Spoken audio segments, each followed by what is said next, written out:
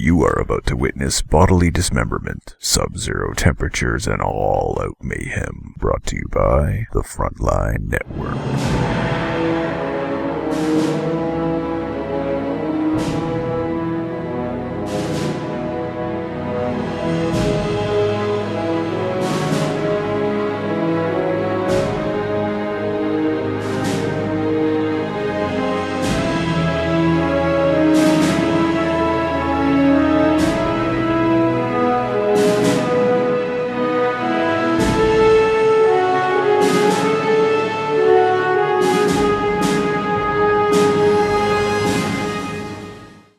Sup, fans, and welcome to episode 4 of Frontline Fatalities Season 3, brought to you by the Frontline Network, presented by me, FatalSaint, and my good friend Tommy. What's up, Tommy? What's up, Fatal? We're here on Longra, or should I say Longra? Longraskaya. It's the new map that they've recently added to Company of Heroes 2. Those of you who played Company of Heroes 1 or watched any of our shoutcasts will, of course, immediately recognize this map as being the classic map from Vico. It was a tournament staple, often known for some pretty brutal games, saw some very brutal base pins, and it's going to be interesting to see how it's sort of been effectively realized in Company of Heroes 2. It's been very faithfully recreated. It's very, very similar. Obviously the buildings are a little different, and there's a few different bits of cover in places, but pretty much it is the same map. So it's going to be interesting to see how Osttier and Soviets fare compared to how the old US Wehrmacht dynamic. Yeah, it's very interesting. We've had a little fun tournament running this past weekend when we record this. This is actually on the 5th of August, so that tournament just been over, and they featured all Longra, both variations, winter and summer maps. So it's been played quite a lot, and people play it differently, just like Vico, really. Some people want to go for that very fast pin, and some people build completely different build orders, etc., etc. So yeah, it's still up for grabs for the metagame, so to speak. No one has really gotten into the game that well, as this map is quite new, so there's no set thing that this is what you do and now you will win. It doesn't happen yet. Yeah, it's too early for that. Oh yeah, it is much too early. Even the other maps that have been out for months and months since the alpha, even then, still a few new sort of ways to play that still emerging. So lots of good stuff to come. But here today, this is one of the earlier games. Obviously, the map only just released, so we're going to get a chance to see what our players are going to do on this map today. We have, playing as the Osttier, we have Siberian. Who do we have playing as the Russians, Fatal? We have a fairly unknown Korean player called CondemnationWings, and he played quite well in the tournament, and so did Siberian. So this is, I think, round 4. And they were best of 3s, and we picked the middle game, so this is game 2, and I believe that CondemnationWings is up by 1. So he won the first game, and this is the second game. Okay, so it's, let's jump into it then. From the 5-second mark, we'll be unpausing in 3, 2, 1, unpause. 6, 7, 8, 9, and 10. Yeah, nothing special for CondemnationWing. He's not going to go with a tier 1 or tier 2 opener. He's just going to go with the normal conscript build. So he's got his first conscript cooking, most likely going to add to that with several other conscripts.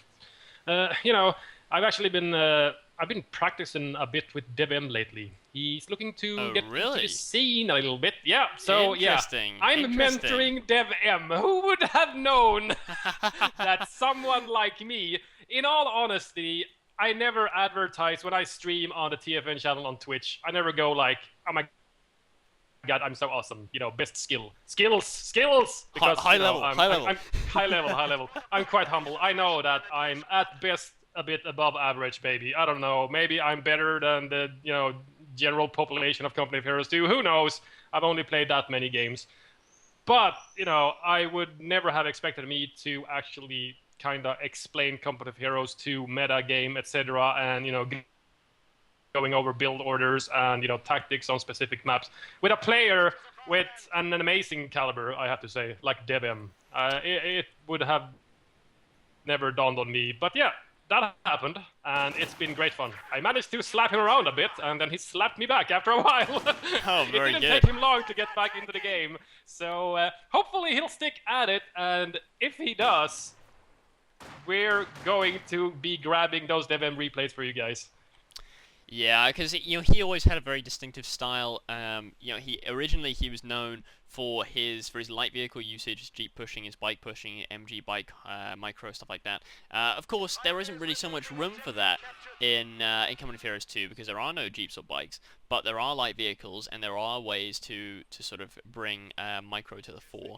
But you have to play it a little different. So it's going to be interesting to see how he workshops that. Yeah, I can say M3's man. He's replaced his Jeep with an M3, and I don't know if that's for better or worse, because it's like a strong Jeep with a gun. I don't know. Yeah, pretty much. It's like a Jeep on crack or something. I don't know exactly sure how to describe it, but yeah, that happened. That also happened. Quite a lot of early engagements. Siberian's quite aggressive, moving up to get that munition point in the center of the map. He's got his 2 Grens here, one of them in a building and another one in some Greek cover from some of these very iconic haystacks on Longra. Yeah, they've actually got this also that really massive haystack there as well, massive green cover one. Yeah. Reminds me of one of those single player missions where you go and burn the hay bales. Oh yeah, that one. Yeah, I remember that one. It's one of the earlier missions, I think. But yeah, you know, it's kind of replaced that little shed that was on the Vico one.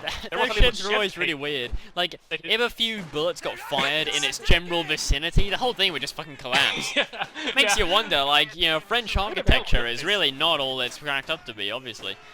There's something wrong with those sheds. Sometimes one stray One bullet can be fired on like the other side of the map, and the thing just like you just hear a crash, and it's like, what's that? You look over, oh, the shed's collapsed. Yeah, what the hell happened to this shit? So German player Siberian manages to edge out Condemnation Wing from that center munitions point, and he's actually now gone for his tier 1 building. So he went 3 conscripts tier 1, no additional combat engineer, so he might be still going for something like an M3 build, maybe snipers, who knows. He's actually floating quite a lot, and it's going to be an early sniper. So sniper first from his tier 1, 3 conscripts into tier 1 sniper. 3 conscripts, tier 1 sniper, very interesting combination. Getting that early sniper out, very powerful, I'd imagine.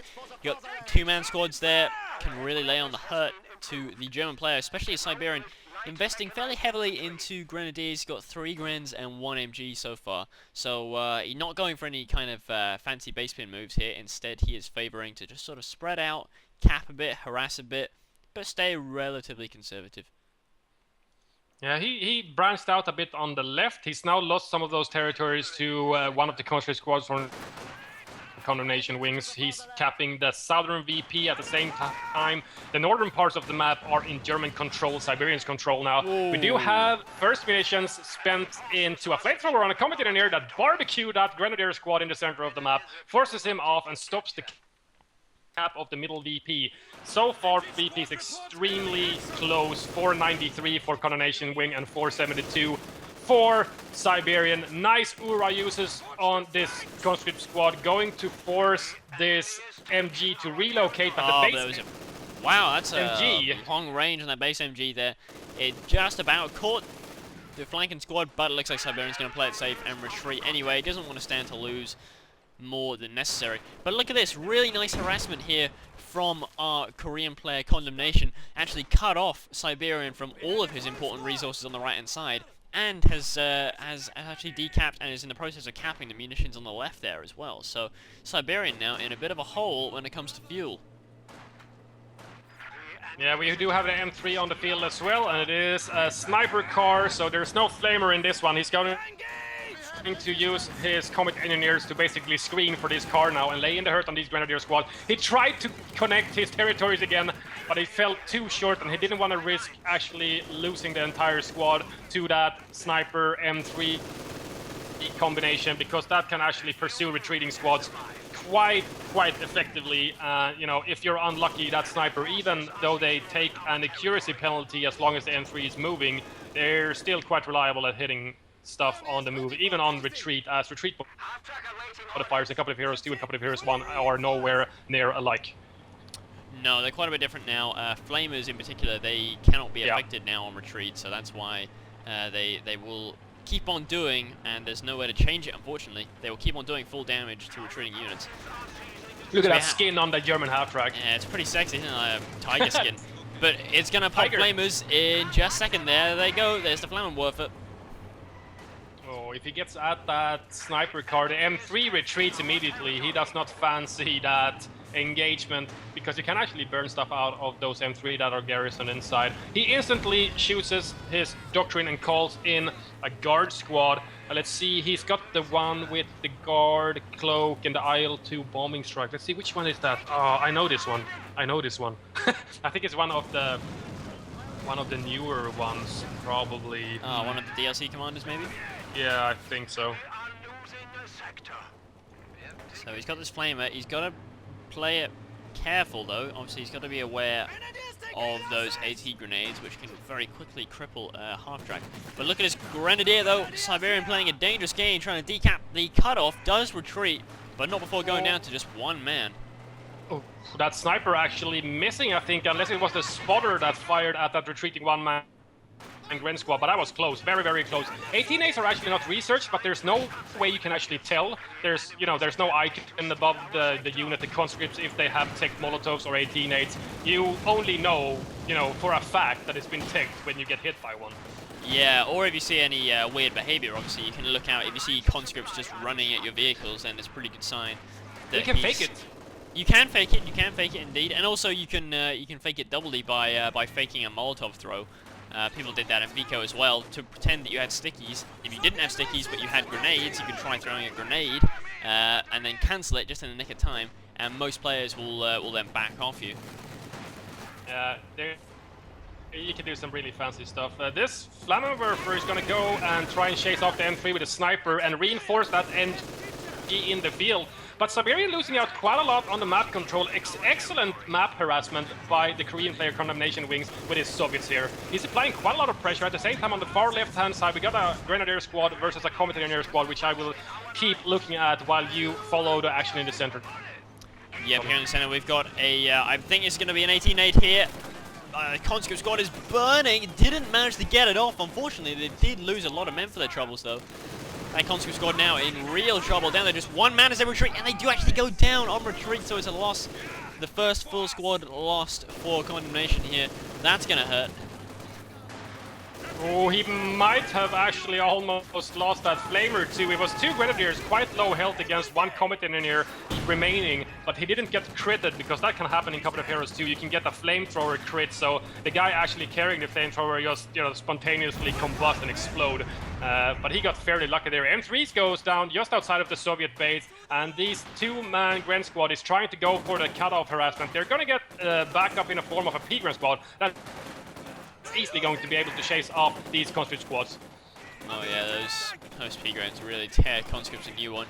They're going to be able to grab that cutoff as well, but the sniper is back in play now with 12 kills. Not bad at all, considering we're only 9 minutes into the game here, 10 minutes into the game.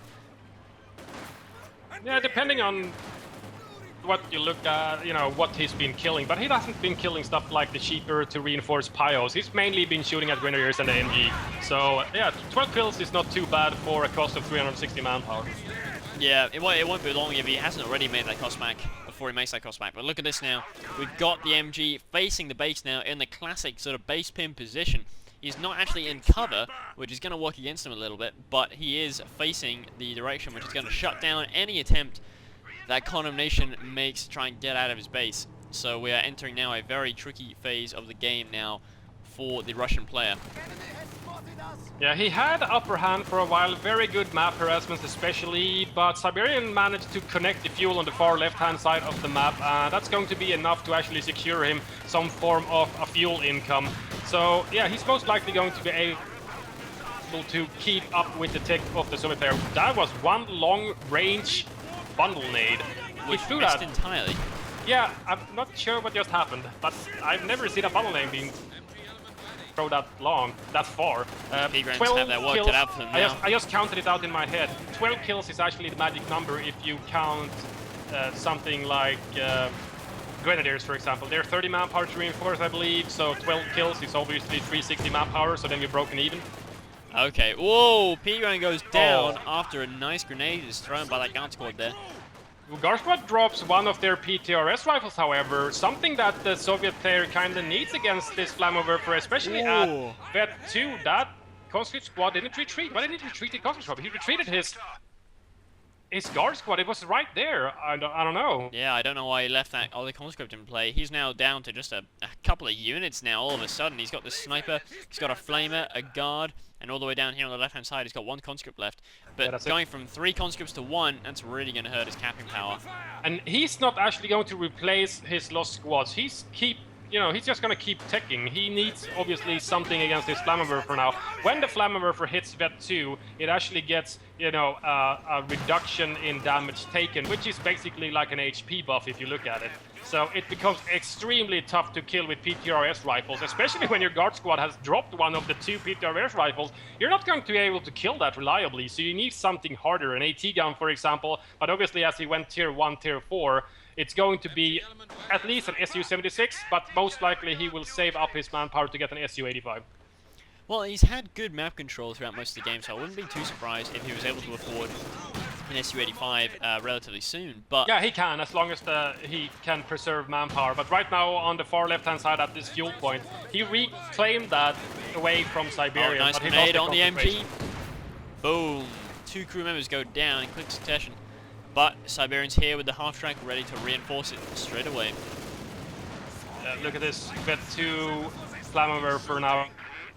It's not going to take barely any damage whatsoever from these small PTRS rifles. They're huge, but considering when the Flammenwerfer hits Vet 2, it becomes so durable.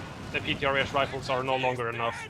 You got to get that Flammenwerfer, ASAP, really.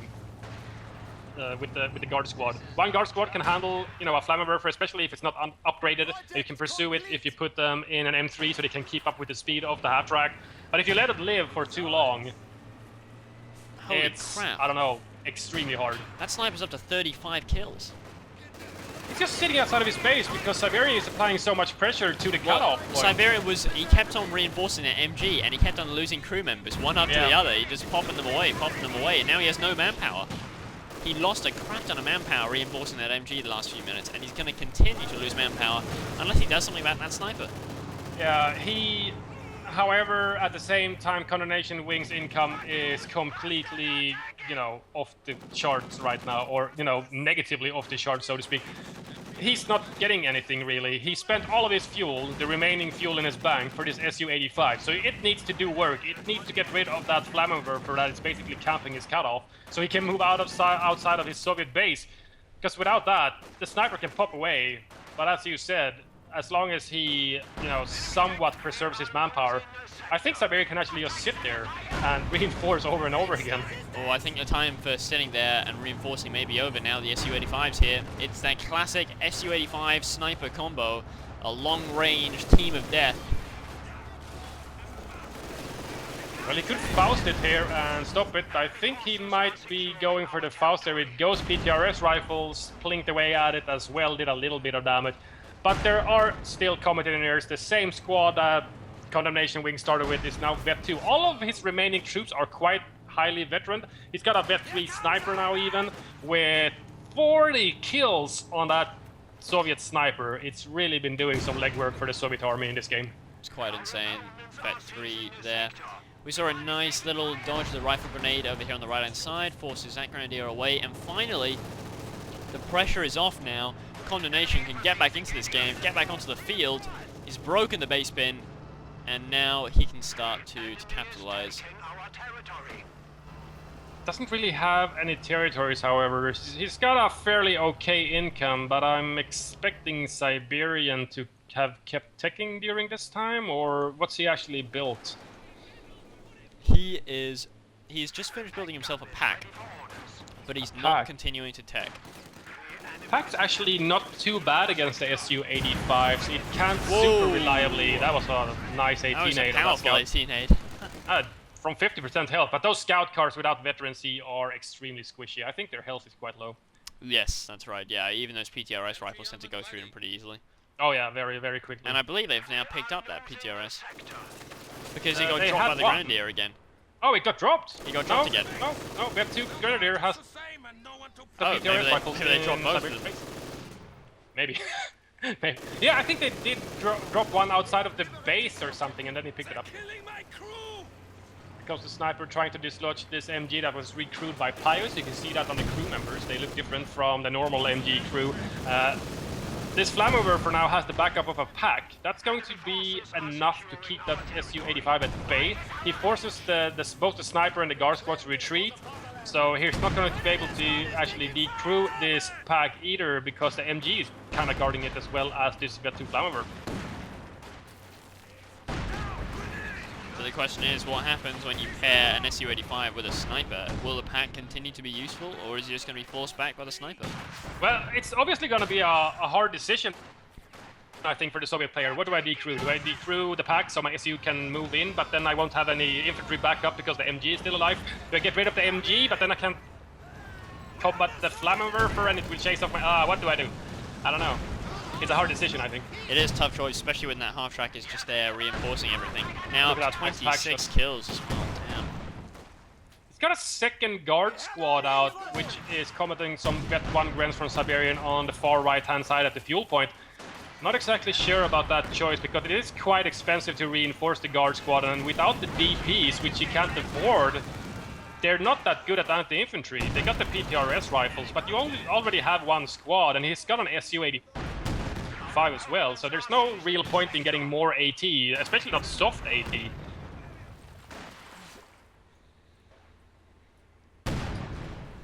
That sniper is continuing to be a thorn in Siberian's side. He seems to be dealing with it well. He's not giving in to too much sniper rage, but now he does appear to just be trying to charge it down.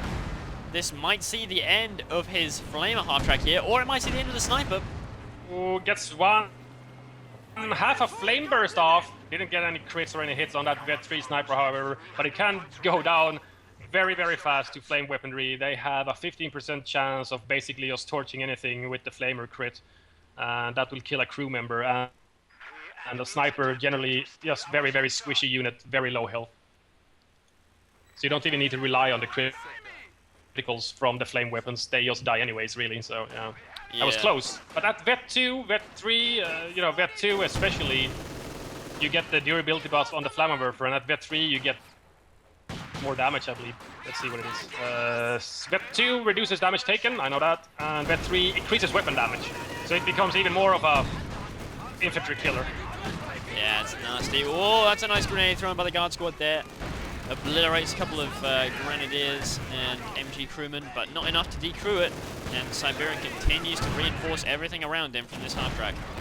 I think the sniper is trying to target the pack. He is plugging away at it. At the MG now, however, I think he's changed his priorities. He needed to get some infantry support. The Shreks are coming in. Here comes the Katyusha. Katyusha barrage, but at basically maximum range. The spread is and the massive. Su-85 went down to the pack. Oh, the pack moves up after killing the SU as well, giving some more backup, in case there were more vehicles or tanks around.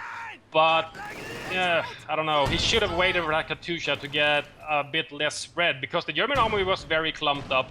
Siberian did a fairly good job at spreading out when the first rockets landed, but he took a few infantry casualties.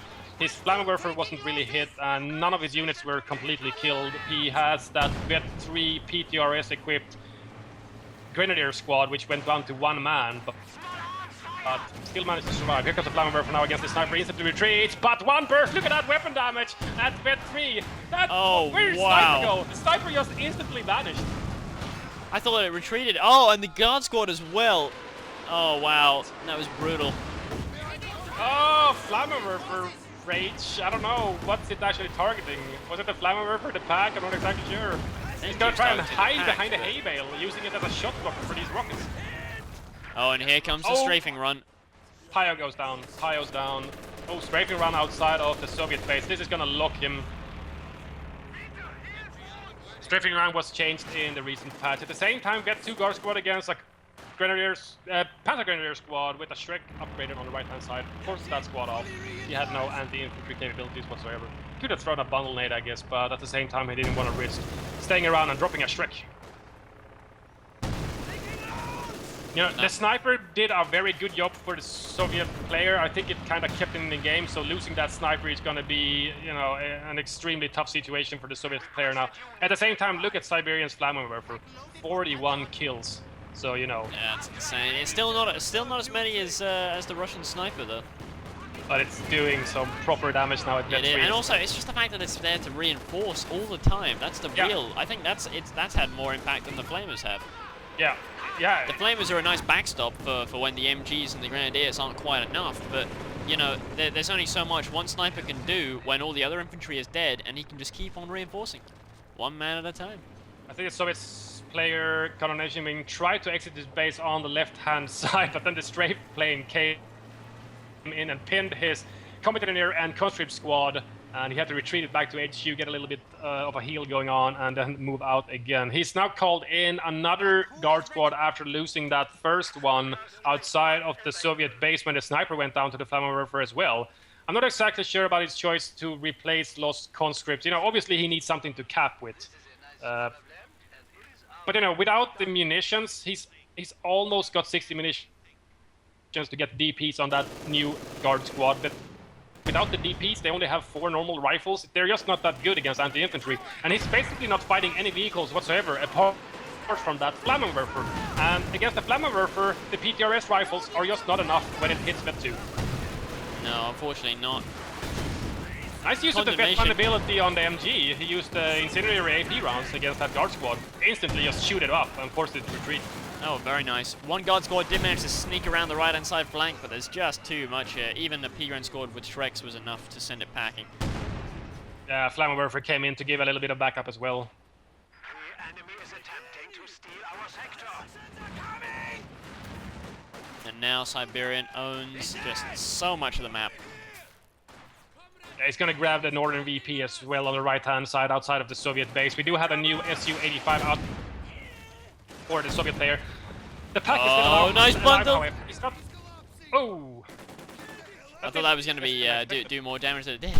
Yeah, I don't know. It was thrown behind them maybe. I'm not exactly sure. The explosion looks like a lot, but I think the splash radiuses from explosive weapons like grenades, rifle nades, etc. have been changed since the alpha, if you remember that. Look at that brutal Katusha barrage. First 2 rockets, boom, boom, smack the MG crewman on the head, and then his buddy just next to him. He does have infantry around to recruit if he needs to. Here comes another strafe. Who needs MG42s? You got planes. Yeah. Planes. Them planes. A few nice Shrek hits, and the plane comes back. Oh, that was a nice guard grenade here on the right hand side. Gave the guards Vet 3, killed 2 grenadiers. At the same time, CondemnationWings has kind of forgotten about his Su-85 on the left-hand side. He got fausted by a grenadier that just basically strolled up to the Su-85. It wasn't moving whatsoever. Took the Faust to the face, got a damaged engine, and this double Shrek'd up P-Grand squad is going to be able to most likely... Oh, he misses the last shot. He might be able to get away if he gets lucky. The reload time on the Shrek is somewhat lengthy, but he's getting stuck on the point and gets taken out of control. Yep, down it goes. Condemnation is now down to just a couple of guards here. That's very hypnotizing. Look at the tiger that just hit the field from Siberian. Look at the threads and stuff. That skin is hilarious. That is a really... Wow, that is a weird skin. When it was actually moving, that looked really hypnotizing. I don't know, that was very, very strange. We did have the Vet 3 remaining, the last remaining conscript squad from CondemnationWings went down. I don't even think he saw the tiger on the field.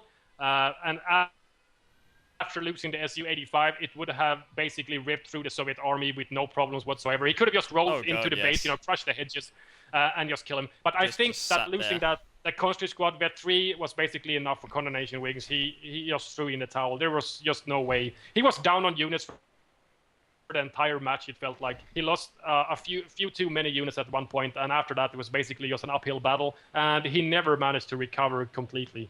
He had a bit of a comeback going on in the late mid-game somewhat, but after that he was base pin for, you know, generally the entire match almost.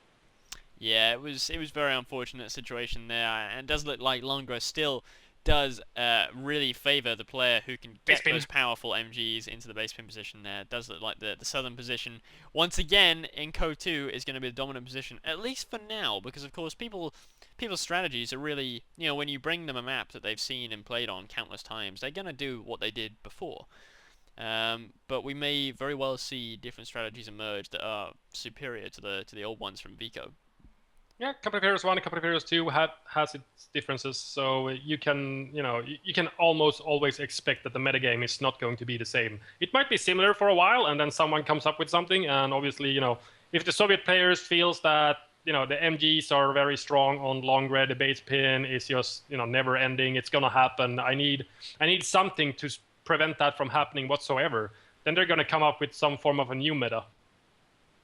And, when that happens, the German player is going to go like, well, good old long grip pin, it's not working anymore. Need to do something else. Time to try something else. Yep. Well, only time will tell. It's a new map, and hopefully we get to see lots more of it in the future. More 1v1 maps, obviously always appreciated, and hopefully there'll be some more coming as well in the future. But thank you guys for watching. I hope you enjoyed. Do leave us a comment. Tell us your thoughts about the new Longra map, and we will see you next time. See you guys.